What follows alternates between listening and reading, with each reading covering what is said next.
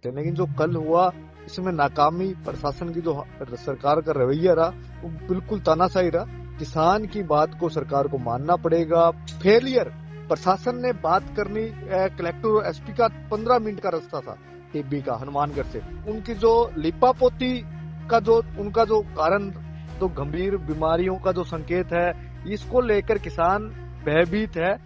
Hello. Hello हाँ जी, हरी। नमस्कार भाई साहब। मैं हरी बात कर रहा हूँ भारत रफ्तार से। विधायक अभिमन्यु पुनिया बात कर रहे हो? हाँ हाँ बताओ सर।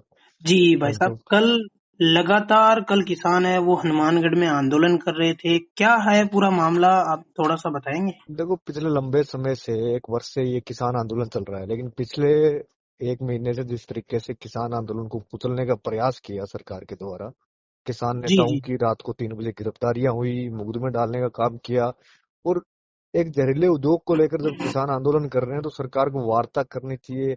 सरकार को किसान की बात को मानना पड़ेगा, जबकि ये सिंचाई का क्षेत्र है, राइस बेल्ट का क्षेत्र है। आप राइस के बड़े मतलब फैक्ट्री यहाँ लगाए, स्वागत करते हैं किसान, यहाँ खाद यूरिया जैसी फैक्ट्री लगाए, स्वागत करते हैं, लेकिन जो कल हुआ इसमें नाकामी प्रशासन की जो सरकार का रवैया रहा वो बिल्कुल तानाशाही रहा। और वो ही कारण रहा कि कल लाठी भाटा जंग का जो माहौल बना पूरे राजस्थान के अंदर। और किसान की बात को सरकार को मानना पड़ेगा। पुण्य में दोहराता हूँ कि यहाँ का किसान धान का कटोरा है, और जब वहां पर जहरीले उद्योग लगेंगे जहां का पानी बहुत मीठा है, और अगर वहां हालात दयनीय होंगे किसान जी जी कौम के, जी। तो किसान कौम सड़क पर आने को आतुर होगी। और यही आपके सामने कल उदाहरण देखने को मिला। और तमाम जनप्रतिनिधि वहां मौजूद जी थे, एमपी, लोकसभा का सदस्य वहां मौजूद था, विधानसभा का सदस्य मौजूद था, पूर्व जनप्रतिनिधि मौजूद थे, विधानसभा पूर्व सदस्य मौजूद थे, लेकिन प्रशासन, एसपी और कलेक्टर, सरकार के जो कप्तान दो जिले के होते हैं, वो दोनों कप्तान अपने कार्यालय से बाहर नहीं निकले। ये फेलियर, प्रशासन ने बात करनी, कलेक्टर और एसपी का 15 मिनट का रास्ता था टीबी का हनुमानगढ़ से, तो जी जी। आने में देरी, उनकी जो लिपापोती का जो उनका जो कारण, इस कल का हंगामे का जो कारण रहा। और पुण्य किसान वहां लगातार शांतिपूर्वक धरना दे रहे। अपनी लोकतंत्र के अंदर बात रखने का हर किसी नागरिक को हक है, और शांतिपूर्वक धरना वहां अपनी बात को लेकर किसान साथी आज भी अड़िग है। अगर लगातार किसान कल है वो शांतिपूर्वक धरना दे रहे थे, आज भी दे रहे हैं, पिछले 1 साल से कोई सुनवाई नहीं हो रही है, फिर भी किसानों के ऊपर लाठीचार्ज क्यों हुआ? दीवार तोड़ने की बात सामने आ रही है। मैं बार बार कहता हूं कि मैं तो कहता हूं कि सरकार के द्वारा सबसे पहली कार्रवाई जिला कप्तान और जिला पुलिस कप्तान पर करनी चाहिए। अगर ये हालात, अगर पिछले 1 वर्ष से ये हालात हैं, जबकि मुख्यमंत्री जी गंगानगर आए, हालात बताने चाहिए, बातचीत करवानी चाहिए, समाधान, संवाद ही समाधान है। लेकिन जी बिल्कुल। किसान अपनी बात पर अड़िग है, उसको लेकर सरकार को आने वाले समय में निर्णय लेना होगा। और मजबूती से अगर सरकार किसानों के पक्ष में निर्णय तो लेती है तो स्वागत है, अगर नहीं लेती है तो किसान आज भी अड़िग है, सरकार से अपनी बात मनवाना जानती है।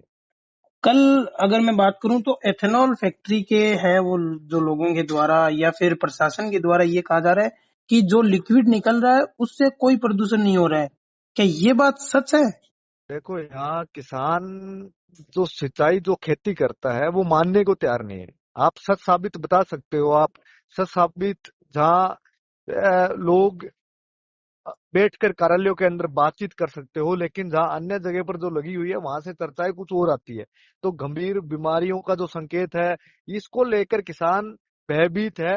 बातचीत ही समाधान हो सकता है। जब तक किसान अपनी बात पर अड़िग है, सरकार को बात किसानों के सामने झुकना पड़ेगा। और जब जब किसान उठा है तो चाहे सरकारें कोई भी रही हो, हमेशा सरकार को झुकना पड़ा है। और चाहे वसुंधरा राजे जी की सरकार थी, गरसाना के अंदर जो आंदोलन हुआ, किसान शहीद वहां हुए, और वही हालात अगर टीबी के अंदर बनाना चाहते हैं तो आने वाले समय में भाजपा के राज, अगर ये हालात रही, किसान विरोधी सरकार की जो हालात रही, जी। बातचीत सरकार को करनी पड़ेगी। लगातार मैं देख रहा हूँ, पहले मुकेश भाकर आंदोलन कर रहे थे, उनको भी चोट लगी। आज मैं सुनने में आ रहा है कि अभिमन्यु पुनिया को भी चोट लगी है। हम्म, चोट लगी है। हाँ। निश्चित तौर पर हम किसानों के साथ हैं, कांग्रेस पूरा परिवार, पूरा संगठन किसानों के साथ है। जो हालात पूरे राज्य के अंदर हो रखे हैं, अतिवृष्टि के मुआवजे को लेकर हो, जो हालात, दयनीय जो परिस्थितियां हो रखी है किसान कौम की, उसको लेकर हमारी जिम्मेदारी बनती है कि हम विपक्ष में होने के नाते हमारी जो आवाज है मजबूती के सरकार के सामने रख रहे हैं। हमारे नेताओं ने हमेशा मजबूती से सरकार के सामने रखी है, चाहे सचिन पायलट जी ने हो, किसानों की आवाज को लेकर मजबूती से लड़े हैं, चाहे राजस्थान के प्रदेश अध्यक्ष हो, नेता प्रतिपक्ष हो, लगातार सड़क पर कांग्रेस किसानों के साथ खड़ी है। जी, बहुत बहुत धन्यवाद अभिमन्यु पुनिया जी। तो ये थे हमारे साथ अभिमन्यु पुनिया, जो किसानों को लेकर लगातार आवाज उठा रहे हैं। धन्यवाद।